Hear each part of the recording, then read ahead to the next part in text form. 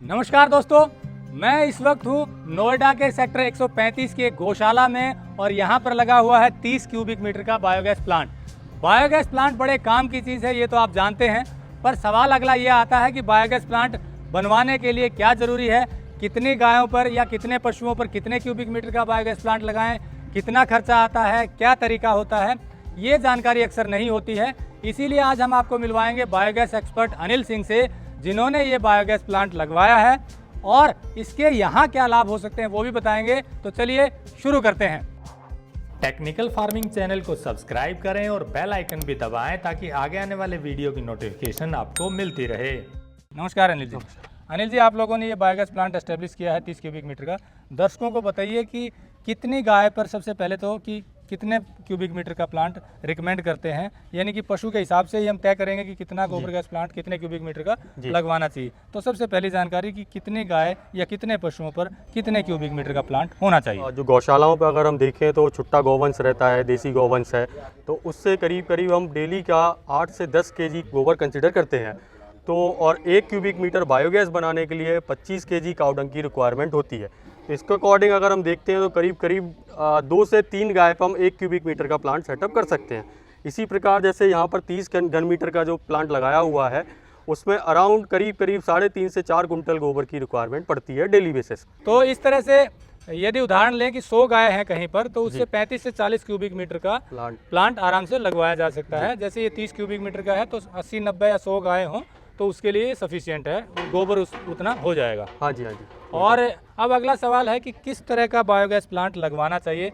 ये पीछे कौन सा मॉडल है, पहले ये बताइए। ये हमारा KVIC मॉडल पे हम लोगों ने जो प्लांट लगाया हुआ है, और इसमें बायोगैस में कई टाइप के मॉडल आते हैं। वो डिपेंड करता है कि आपके पास क्या रॉ मटेरियल अवेलेबल है, किस कैपेसिटी में आप प्लांट लगवाना चाह रहे हैं और क्या गैस जो प्रोड्यूस हो रही है उसका क्या एप्लीकेशन है। जैसे दीनबंधु टाइप मॉडल जो होते हैं वो छोटे प्लांट्स 1, 2 से 5 घन मीटर तक के प्लांट लगते हैं, जो घरों में जनरली पुराने टाइम पे लोगों ने देखे होंगे, जिसमें ऊपर की जो रूफ़ है वो कंक्रीट की रहती है, कंप्लीट अंडरग्राउंड रहता है। दूसरा मॉडल होता है जो एक KVIC मॉडल रहता है। इसको जनरली 1 क्यूबिक मीटर से 200, 250 और 500 मीटर क्यूब तक भी इस तरीके के मॉडल बनाए जाते हैं, जिसमें अपना जो डाइजेस्टर है वो ब्रिक वर्क या RCC का कंप्लीट अंडरग्राउंड रहता है, और जो रूफ़ रहती है वो जो गैस होल्डर होता है वो MS का, स्टील का, उस तरीके का फ्लोटिंग डोम टाइप में स्ट्रक्चर बनता है ऊपर। इसके बाद आता है जो बड़े प्लांट्स लगते हैं, जो CBG के प्लांट्स लगते हैं, जो 1000 क्यूबिक मीटर की कैपेसिटी से स्टार्टिंग होती है।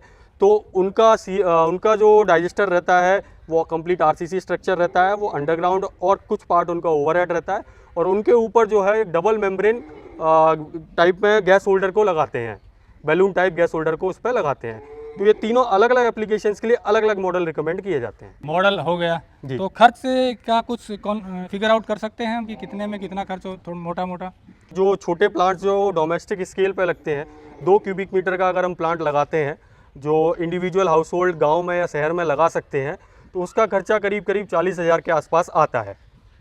और इसके बाद अगर हम थोड़ा सा बड़े स्केल पर 25 क्यूबिक मीटर, 50 क्यूबिक मीटर पर जाते हैं, जिसमें हम कुकिंग के साथ पावर जनरेशन दोनों पर जा सकते हैं, जिसमें कुछ एसेसरीज़ ऐड हो जाती हैं, कुछ इक्विपमेंट्स, जनरेटर है, कुछ मिक्सर है, कुछ मशीनरीज ऐड हो जाती है, तो उस केस में आपका करीब करीब खर्चा जो है वो 8 से 9 लाख आता है। और जब CBG के लिए हम जाते हैं बड़े प्लांट्स में 1000 क्यूबिक मीटर कैपेसिटी पे, तो उसमें आपका करीब करीब 2 से 2.5 करोड़ रुपए का इन्वेस्टमेंट आता है।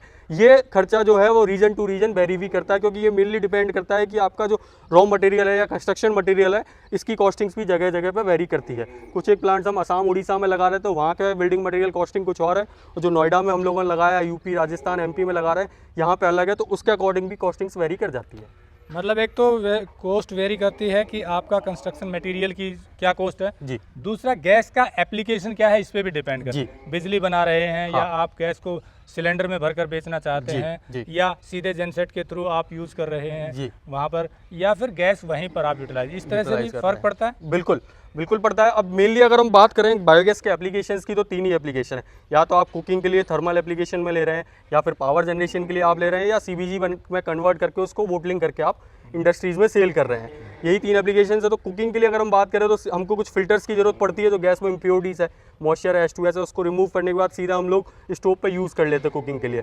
और अगर पावर जनरेशन के केस की बात करें तो उसमें हमको जेनसेट की रिक्वायरमेंट पड़ती है, तो उसकी कॉस्ट ऐड हो जाती है। इसी तरीके से अगर CBG में जाते हैं तो उसमें हमको बायोगैस को प्यूरीफाई भी करना होता है, क्योंकि रॉ बायोगैस में अराउंड 50 से 60% मीथेन मिलता है हमको। लेकिन CNG के इक्विवेलेंट अगर लेके जाना है उसको, तो उसको जो इम्प्योरिटीज़ हैं, जो CO2 है, कुछ अदर गैसेस हैं, H2S है, कुछ ट्रेसेस ऑफ मॉइस्चर है, उनको रिमूव करने के लिए पूरा एक प्यूरिफिकेशन सेटअप लगाना पड़ता है।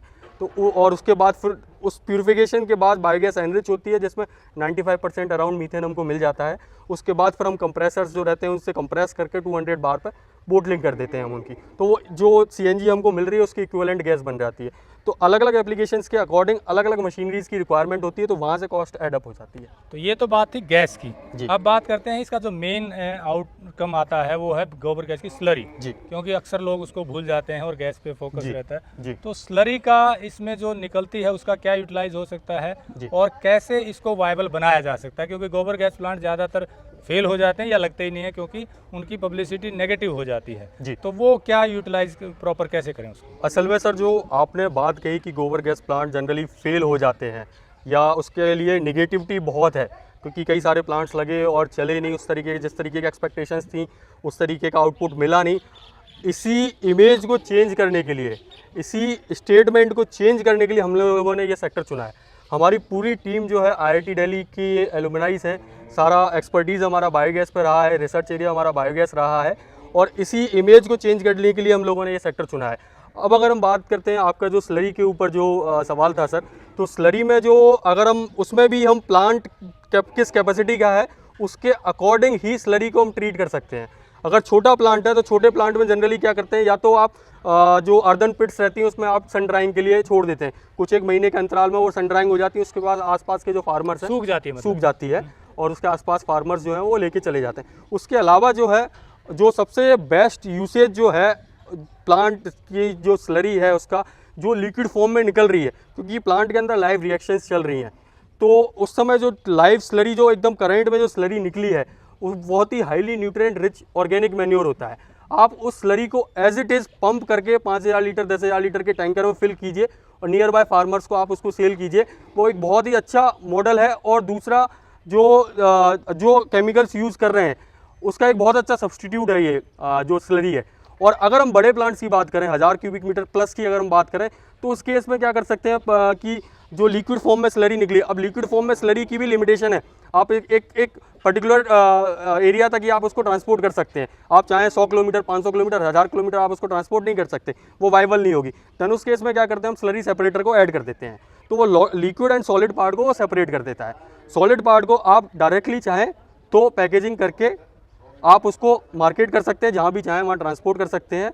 अदरवाइज आप अपने एंड से कुछ उसमें वैल्यू एडिशन करना चाहें, केंचुआ खाद बना सकते हैं, केंचुआ खाद बना सकते हैं, उसमें कुछ और भी कल्चर माइक्रोब्स ऐड कर सकते हैं, तो आप उसको उस तरीके से वैल्यू एडिशन करके अपना खुद का ब्रांड एस्टेब्लिश करके आप सेल कर सकते हैं। और लिक्विड पार्ट को आप नियर बाय फार्मर्स को सेल कर सकते हैं। अदरवाइज हम प्लांट में उसको फिर से रिसाइकिल कर लेते हैं, जो लिक्विड स्लरी रहती है उसको।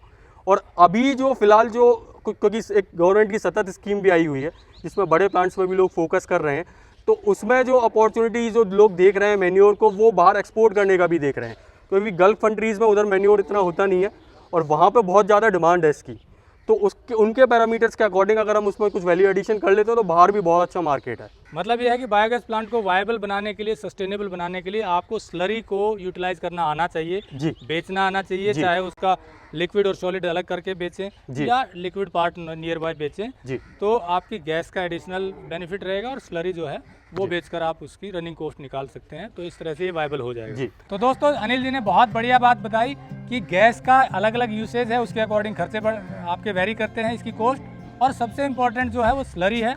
स्लरी का आपको यूज़ करना आना चाहिए, क्योंकि ये बहुत अच्छा न्यूट्रिएंट रिच ऑर्गेनिक मैन्योर है और इससे खेती में केमिकल की ज़रूरत बहुत कम हो जाती है।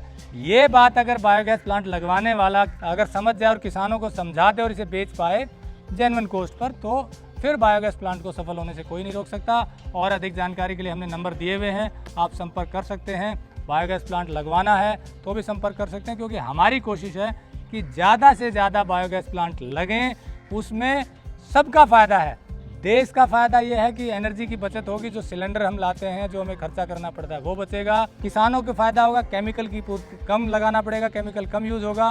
उपभोक्ताओं का फायदा इसलिए होगा क्योंकि उन्हें केमिकल फ्री भोजन मिलेगा, और जो लगवाने वाला है, जो बायोगैस लगा रहा है, उसे उसका बहुत अच्छा बिजनेस रन हो सकता है। तो सबका फायदा है, इसीलिए हम इस मुहिम को बढ़ावा दे रहे हैं। आगे और भी स्टोरी दिखाएंगे। नमस्कार, जय हिंद। अगर आपको यह वीडियो पसंद आया है तो ज्यादा से ज्यादा लाइक और शेयर जरूर करें। साथ ही चैनल को सब्सक्राइब करना ना भूलें।